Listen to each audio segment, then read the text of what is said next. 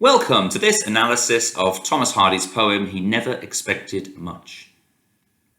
Here you will find one interpretation of the poem, but it's really important that you bring your own ideas to the table too. Now remember, if you're following this as a series of videos, you should be making a poetry portfolio as you go along. The four big questions that should feature in each entry to your portfolio are a summary of the poem, the significance of structure, comment on tone in some way, and explain your opinion about the author's message. Those are the big four questions. Your portfolio entry might look something like this. You can organize it however you want. And remember, I do offer English tuition one-to-one online, so email me if you are interested in that. The main focus of tuition would be normally IGCSE or IB preparation.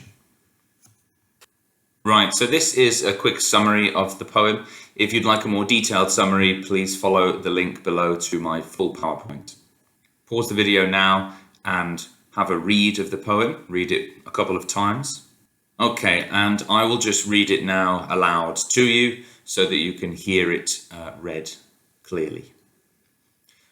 He Never Expected Much by Thomas Hardy. Well, world, you have kept faith with me, kept faith with me. Upon the whole, you have proved to be much as you said you were. Since, as a child, I used to lie upon the leas and watch the sky, never, I own, expected I that life would all be fair. 'Twas then you said, and since have said, times since have said, in that mysterious voice you shed from clouds and hills around. Many have loved me desperately, many with smooth serenity, while some have shown contempt of me till they dropped underground. I do not promise overmuch, child, overmuch, just neutral tinted haps and such. You said to minds like mine. Wise warning for your credit's sake, which I for one failed not to take, and hence could stem such strain and ache as each year might assign. The first stanza is Thomas Hardy as a child wondering about life. It's quite a reasonable suggestion to say that upon the whole you've proved to be much as you said you were. So there weren't any huge surprises. The second stanza has the world talking to him, and the world tells him that some people will love life and others will hate it. And the third stanza is the poet as he's growing older, remembering the advice the world gave him not to love or hate life, but find a sweet spot in the middle. And this seemed to work as a strategy when he faced struggles. So overall, my interpretation of the poem is that it is about entitlement and not being entitled and not expecting the world to give us everything. I think one part of the message could be that we need to keep a level head and be realistic about what life has to offer. As you can see from the poem, there are 3 stanzas. Each stanza is an octave, that's 8 lines.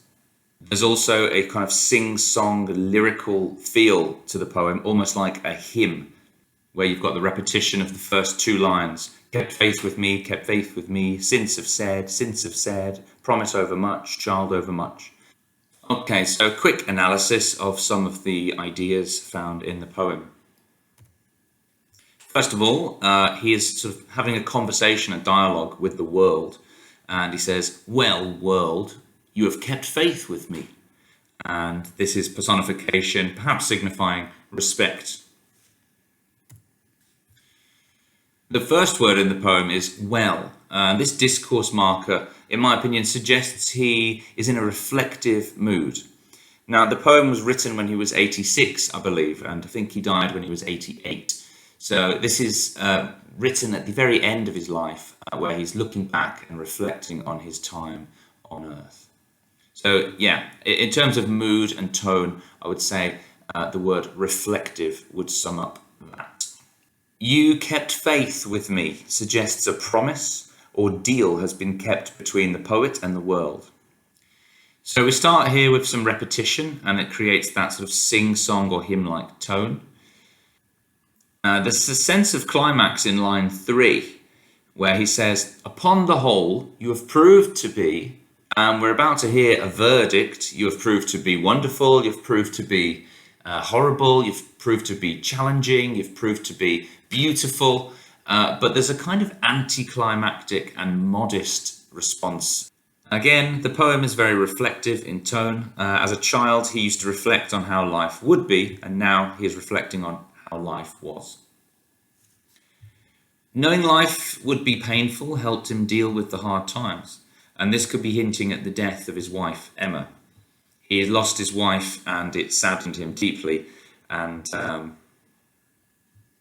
his perspective on things, I think, got him through that hard time.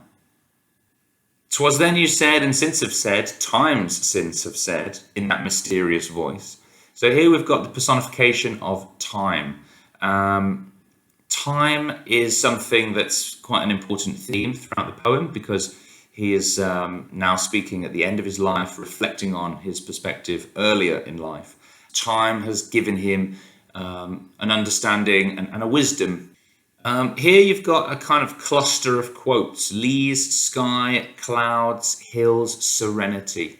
All of these words perhaps suggest a higher power, remind us of the power of nature, and reminds us that we come from nature and that we will return to nature. And again, that characterization, the personification of the world, the way it speaks to him, he describes it as having a mysterious voice. And again, this adds a sense of godliness, of spiritual reflection, hints at religion. So perhaps this is a reference to faith. And yet, some loved the world and some hated it. It does not really matter how we view the world. We will all ultimately die. And perhaps this offers some basic wisdom that we sometimes forget when we're tangled up in life's battles. "Many have loved me desperately, many with smooth serenity." Now remember, this is the world talking here. It's been quoted, and the world from the clouds, the hills, in its mysterious voice is saying this. Many have loved me in a sort of desperate fashion. Many have loved me with a serene, calm attitude, while some have shown contempt for me. Some have hated me until they died. So many people view life differently and for different reasons. And Thomas Hardy is perhaps suggesting that somewhere in the middle of all those extremes, we can find peace and happiness on earth by maintaining simple and realistic expectations about our lives. The world continues to speak to Hardy in the 3rd stanza, where it says, "I do not promise much, child, I do not promise much. Just neutral tinted haps and such." I think haps means happenings, occurrences, neutral tinted details to your life. And here we are seeing a sort of lack of bold colours.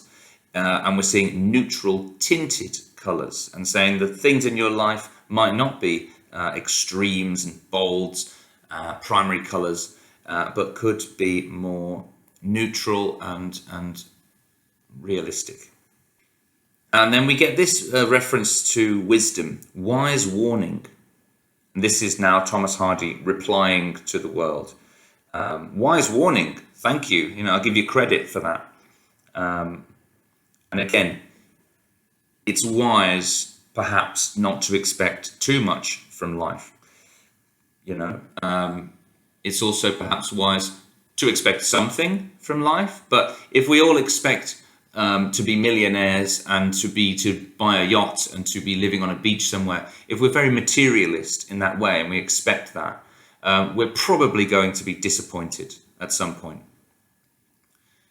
Perhaps this is why lots of people feel like failures in life, because we're kind of told from quite a young age that we are, got to go to school, got to get good grades, got to go to university, got to get a good job, got to have a house. We're really sold these ideas, and we then have a big burden to achieve these things.